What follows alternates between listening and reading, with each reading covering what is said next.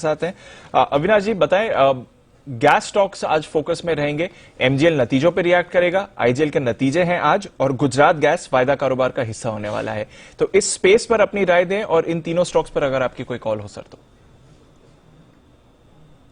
तो मुझे लग रहा है कि गैस की कंपनीज में जिस प्रकार के नतीजे आ गए हैं, बहुत ही बेहतरीन नंबर्स आ गए हैं। हमने गुजरात गैस के नंबर्स ऑलरेडी देखे हैं और कल जो महानगर गैस के नंबर भी आ गए हैं, मेरे ख्याल से मार्जिन्स में बहुत अच्छी बढ़ोतरी आई है। प्रॉफिट आफ्टर टैक्स करीबन 22% बढ़ा है।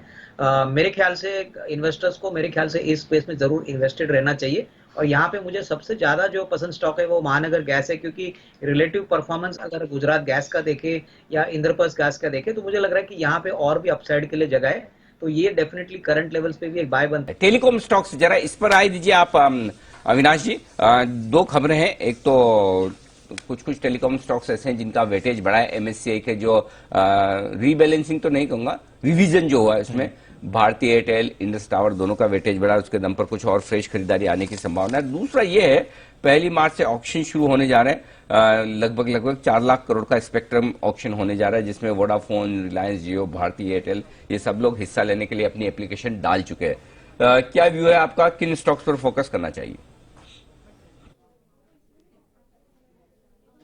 जी, टेलीकॉम सेक्टर में हमको लग रहा है कि भारतीय एयरटेल पे ही फोकस करना चाहिए। और हमको लग रहा है कि ये इसलिए है क्योंकि रिलायंस जियो के बाद जो सबसे बड़ा वेल पोजीशन प्लेयर मार्केट में है वो भारतीय एयरटेल ही है। और 5G का जो ऑप्शन आप बता रहे हैं, इसमें कोई डाउट नहीं है कि इनके पास कैश पोजीशन है, काफी हद तक ये रेडी है पैसा डिप्लॉय करने के लिए।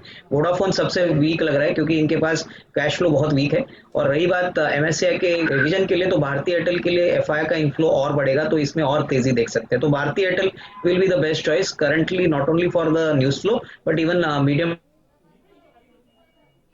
तो ये है भारतीय एयरटेल और इन तमाम स्टॉक्स पर राय। अविनाश जी, दो ऑटो एंसिलरीज आपके लिए, एंड्योरेंस टेक और वरॉक इंजीनियरिंग।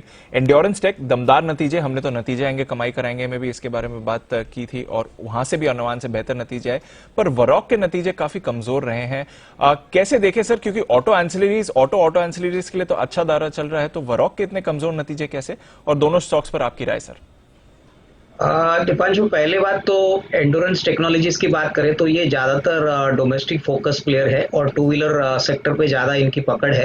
तो मुझे लग रहा है कि इनके नतीजे बहुत ही बेहतरीन आ गए। करीबन 25% टॉप लाइन बढ़ा है, 53% बॉटम लाइन बढ़ा है। तो मुझे लग रहा है कि इवन करंट लेवल से यहाँ से रीरेटिंग आ सकती है। करीबन 1600 रुपए का नियर टर्म का टारगेट प्राइस बन सकता है और इसको डेफिनेटली कोई भी डिप आता है तो खरीदना चाहिए। लेकिन वेरॉक के बारे में मैं ये कहूंगा कि इनके लिए सबसे बड़ी दिक्कत है कि इनका यूरोपियन एक्सपोजर काफी सिग्निफिकेंट है।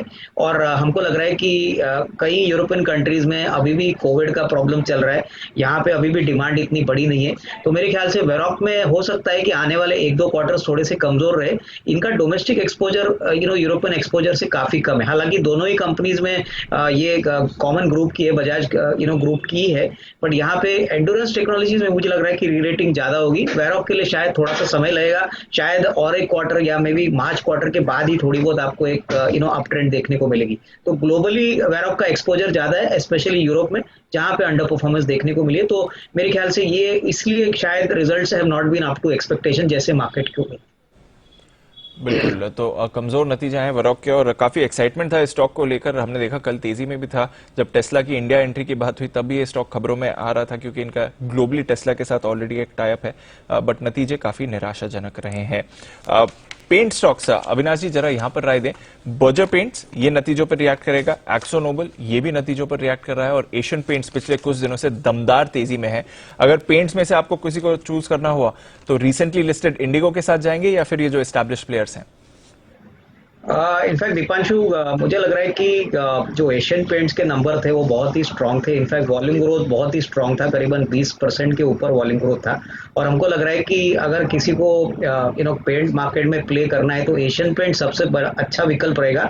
हालांकि ये पी वैल्यूएशन के हिसाब से फेयर टू एक्सपेंसिव है, लेकिन जिस प्रकार का ऑटो के नंबर आ रहे हैं, रेसिडेंशियल में भी जिस प्रकार के ट्रैक्शन हमने रियल एस्टेट में देखे हैं, हमको लग रहा है उसका सबसे ज्यादा फायदा एशियन पेंट्स को रहेगा। तो मुझे लग रहा है कि इवन करंट वैल्यूएशंस पे खरीद लीजिए। मुझे लग रहा है यहां से भी एक 10 से 12% की अपमूव पॉसिबल है। So Asian definitely would be the best bet. Avinash ji, data तो काफी अच्छा रहा। जहां तक जनवरी महीने का सवाल है, इंश्योरेंस स्टॉक्स भी एक्शन में आए हैं। आप कहां पर बेट करना चाहेंगे सर? नहीं, बिल्कुल। इनफैक्ट इंश्योरेंस डेटा बहुत ही स्ट्रांग आया है और मुझे लग रहा है कि जो सबसे अच्छा विकल्प मुझे भी जो पसंद है वो एसबीआई लाइफ है। हमको लग रहा है कि अगर हम इस कंपनी को एचडीएफसी लाइफ से कंपेयर करें तो वैल्यूएशंस में अभी भी रिलेटिवली ये स्टॉक में रिस्क रिवॉर्ड काफी अट्रैक्टिव है। जिन निवेशकों को लंबी अवधि के लिए खरीदना है, मुझे लग रहा है कि ये 1050-1100 तक भी नियर टर्म में जा सकता है। बट हाँ, इनफैक्ट इनके लिए जो जनवरी टू मार्च का क्वार्टर रहेगा वो काफी इंपॉर्टेंट रहेगा, क्योंकि ट्रेडिशनली जनवरी टू मार्च में सबसे ज्यादा पॉलिसीज बेची जाती है। होपफुली कोविड नॉर्मल होता है तो इनके लिए आगे आने वाला साल भी काफी अच्छा रहेगा। तो एसबीआई लाइफ में डेफिनेटली खरीदने की राय रहेगी। ओके, तो एसबीआई लाइफ पर करिए खरीदारी। पिछले कुछ मिनटों में इस स्टॉक में बढ़िया मूवमेंट आते हुए दिखा है।